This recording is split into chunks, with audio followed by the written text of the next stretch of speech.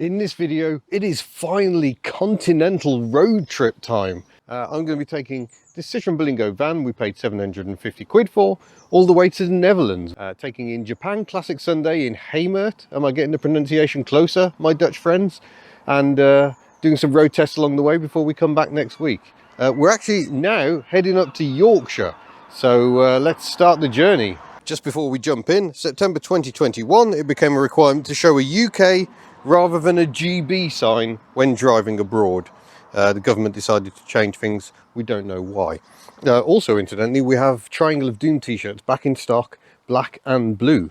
The Triangle of Doom being this area here on the windscreen where the passenger blade does not meet the arc of the driver's blade. There are videos describing this in far much detail if you're actually interested. You're probably not, because you're probably sensible. I have discovered my Nav Mount. The only position that works is up there. It's the only place it can attach to. It won't attach. It's a clamping one. It won't clamp to the top of the dashboard. So yeah, this is not ideal, but we'll see if we can improve things along the way. We've got 5 hours 48 minutes to go today, 228 miles. We're driving up to the Lincolnshire Yorkshire border to do one very ordinary, very Hubnut test and one very, very special test, which I can't tell you about on this trip for reasons of surprise. But yeah, we're loaded up. We've got the Nissan Cedric windscreen that we rescued from a scrapyard in the back. I've managed to get it upright. It was harder to get that in this car than it was in Giselda GSA. Not entirely sure why, but it is in. I've got rubbish and stuff everywhere. I've got my hat. I must say, thanks to Luke and Laura, especially Laura, she made it for the hat, a Hubnut hat. Really nice. I like that it's non-plastic. It's got lovely embroidery on it. So they sent us a couple of those, one for me and one for Miss Hubnut. Thank you very much. That's Mend It Man, you may see in the comments from time to time. They're really nice. I wonder if Laura could be coaxed into making some more. We may have to have a boring business discussion. But enough of that. I need to drive. It's now 11 o'clock in the morning. Let's have a look at the speedometer. And I might have to put the ignition on. The battery light is because I'm on the accessory position. There we go. 11,000 miles till the next service. Oil level is full. That's all good. And will that go away, or have I actually got to start the engine? I don't like this push button nonsense. There we go. So I've done 33 miles since I filled up.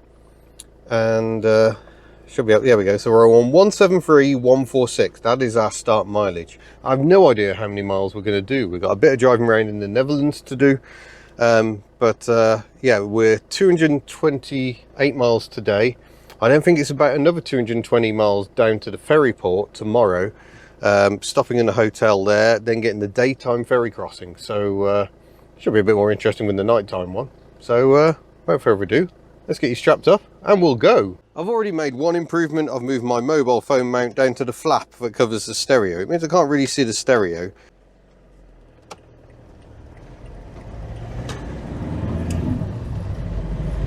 Now, one of the great things about the Berlingo is because it's a van, the mirrors are absolutely excellent. So the fact that I've blocked some of my rear vision with a windscreen wrapped in cardboard and mattresses and blankets and all sorts is not a massive problem. Another thing I'm really liking about the Berlingo, I'm going to do the window up for the time being, it's just a bit loud, is these vents seem to be fresh air all the time. So even when you've got the heater on to demist the windscreen, these still chuck out a bit of cold air. I like that very much. There's a big failure with more modern heating and ventilation systems. They're not very good at doing that very often. On the downside, I've got my bottle in the cutout for the bottle in my door here, and it gets in the way of the window winder. But we're currently following a Fiat Idea. They've become very rare. I'm trying to think who styled those. I think that was it IAD? No, not IAD. Maybe it's Idea, the Italian design studio, and that's why it's called Idea. That could be it. I think they also did Fiat Tipo possibly. But yeah, really looking forward to this trip. It's going to be absolutely splendid to get out there and travel again. I've missed it so much. I'm very sad I can't take my family with me, but the kids are still in school, so there just isn't time to get over to the Netherlands and back without them skipping school, and we obviously don't want to be skipping school. It's a very important time for them. Both doing a lot of tests at the moment. So alas, I am travelling solo.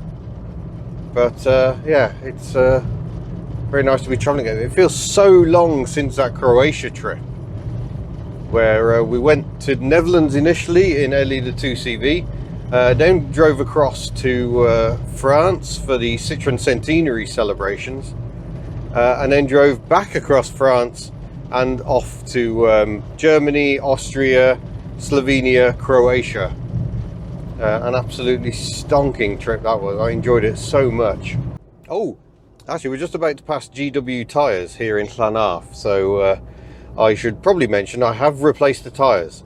Not all of them. I decided the fronts were, they're not great quality, but I decided they're good enough to go on the back. And I fitted some Avon ZT7s that they had in stock to the front. Actually, technically too small. They're slightly lower on profile, but they do match what was already on the car. It had already got slightly lower profile tyres anyway, so I should keep an eye on the speedometer and see how well it matches. But yeah, this is GW tyres. He owns some very interesting cars. The Dodge Charger we saw at the Cars and Coffee meet. He doesn't store them there before anyone gets overexcited and Phoebe. But yeah, Gerwin owns some very, very nice vehicles. And yeah, a very good price. I think it was 108 quid for the pair fitted, which isn't too bad. They're Avon ZT7s. They're their energy saving tyres, so we'll see if that has any effect on the economy. Probably not. They are made in China. Avon is an English brand, now owned by an American company. But I believe they do still make some tyres in England. I could be wrong about that. But these ones were made in China, so hopefully they'll be okay. They're rated B for wet weather grip, which is kind of my minimum, really. And yeah, we'll see how they go. But one of the tyres that came off was so badly cracked, I just was not happy doing a full road trip on it. It could have let go at any moment, so that tyre's in the bin. So it's gonna be fun. Really liking the Berlingo so far. We're getting on for 2,000 miles already in ownership. I think more like about 1,500 miles, I think. So by the end of this trip, yeah, we will be comfortably over 2,000. So let's see how things go. Here we are in Devil's Bridge, Sarah Bunton's lovely chocolate shop there on the right. Steam Railways into your left that I can't show you because I'm currently driving. It's the downside of a solo trip. It's so nice to have Miss Hubnut here to do some camera work. But yeah, it's always nice to be back in Devil's Bridge. Huge part of my life for a good many years. And yeah, I just absolutely love the place. Train hasn't been in all that long, 25 minutes I think. So still people making their way down to the waterfalls. Down past the Havard Hotel. Had many a fun night in there. The telephone box is still there, restored by my friend Alan. And then we go over the famous bridges. Oh, the memories. Yeah, very popular today. Such a tourist spot. Incidentally, when I had signal, listening to BBC Six Music. It's nice to have digital radio on the move again with my cheap 30 quid head unit.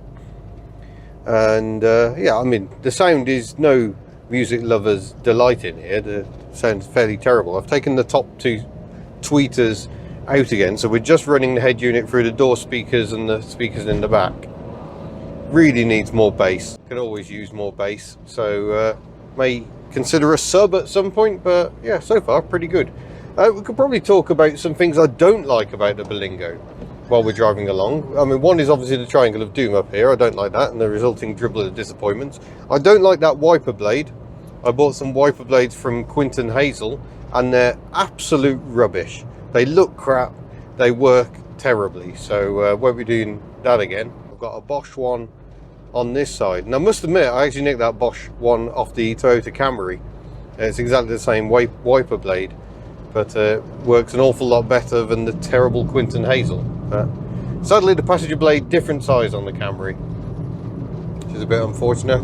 And also the wipers on intermittent are speed sensitive, so the faster you go, the shorter the gap. That's not actually always desirable.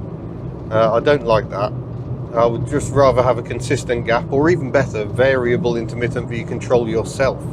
Now, I live in Wales, and rain levels do vary quite a lot, but this is what I love about this vehicle. It just 60 miles an hour, it feels like nothing at all. You're just cruising along, it feels planted, it feels reassuring, and the ride is just so good. I will have some interesting comparisons to do on the ride fairly soon. I have got a cracked front spring on this side. It's okay, it's not going to damage the tyre. It has had the recall work done, but it has cracked fairly near the bottom, so when we get back, a pair of new springs will be in order. But yeah, look how lush it is around here. Sadly, also look at how dark the sky is. We may yet get more rain on this journey. Is that a Renault Traffic camper up ahead? No, it's even better, it's a Ford Transit camper. Wow, a smiley camper in beige, glorious, with brown detailing. Let's see if we can get you a better look. Should come into view right now. There we go. It's a P reg, so it's about a 96, 97, I think. Maybe that's what we need. We don't need a caravan. And Miss Hubnut's not here to disagree with me. Well, it was all going so well. We've still got an hour and 39 minutes, 71 miles to go. I suspect that time's going to slip because we're on the A38 between Birmingham and Derby, and it's just ground to a complete halt, and I don't know why. Very irritating. While we're here, might as well discuss seats, because I thought the seats only tipped up. I didn't think the backs reclined, which would be very peculiar on a modern car. It turns out the little lever down the side here goes both ways, so you can adjust the backrest. You just can't, yeah, there's no lumbar support or height adjustment or anything like that, but there isn't a fat lot of adjustment needed, to be honest. Yeah, this is rather depressing. It's very, very muggy, so I've got the fan running because of that. Still listening to 6 music. I had a quick diversion to the tennis, but I decided the tennis coverage wasn't very good. I love me a bit of Wimbledon, but I just don't think it works on the radio, to be honest. I think you kind of have to watch it. So I'm back on 6 music. Had a brief interlude for Tool because we lost signal because Wales, but yeah, back on the 6 music. Well, after being at a standstill for about 10 minutes, it suddenly cleared, and now it's absolutely fine and we're flowing along, and we don't even know why everything stopped. How very peculiar. Oh well, onwards. We've just come off the motorway Doncaster. We're heading towards Robin Hood Airport, home of the last flying Vulcan bomber.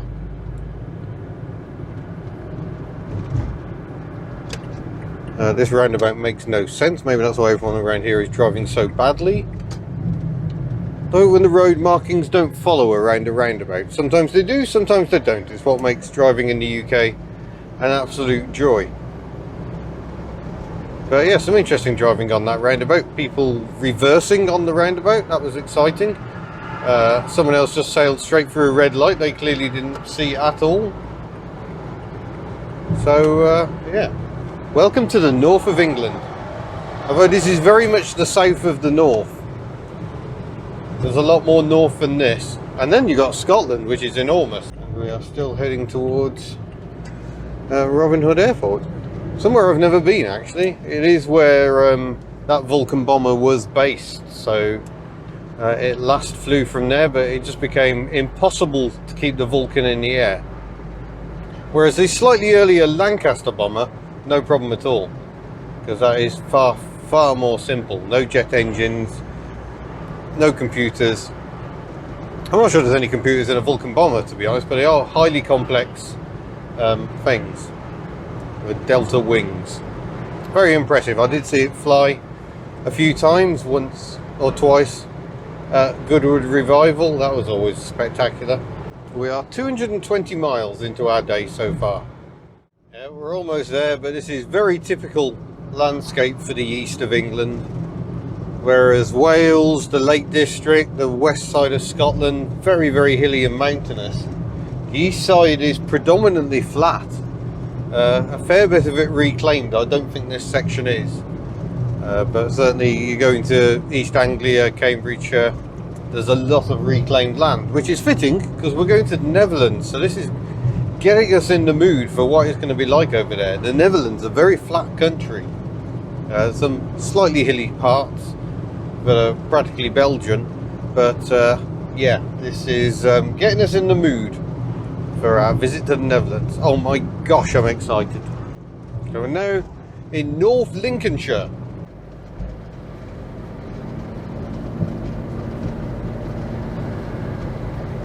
Do you see that Renault Master? I just realised I haven't turned the camera off. That was impressive. Oh, and here comes a little Mini in that very rare Volcano metallic orange.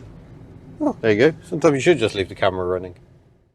And here we are arriving in Haxey, or is it Hakesey? I'm not entirely sure, but it's got a very pleasant church here. That looks very nice. It's all so Lincolnshire. I do love how the counties of England have their own feel. Still got the bunting up from the Queen's Jubilee.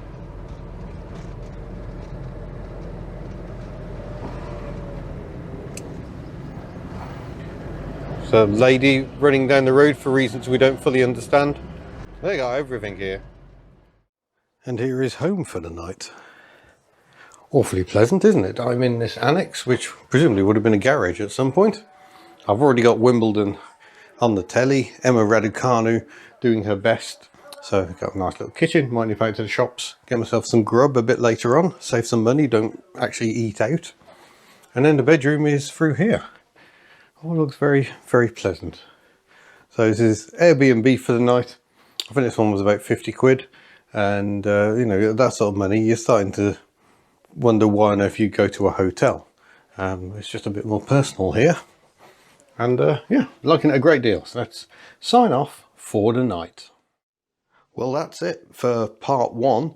I'm heading off today in Bella de Berlingo to film some very interesting vehicles. One vehicle, very interesting. I'm also sneakily previewing a new design we've got coming to the store fairly soon. We're going to have these shirts at the Classic Ford Show on the 10th of July.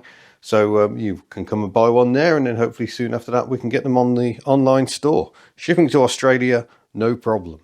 So yeah, new Betty design is always fun. Thank you very much for watching.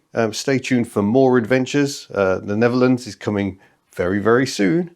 I shall see you in a future video. Farewell.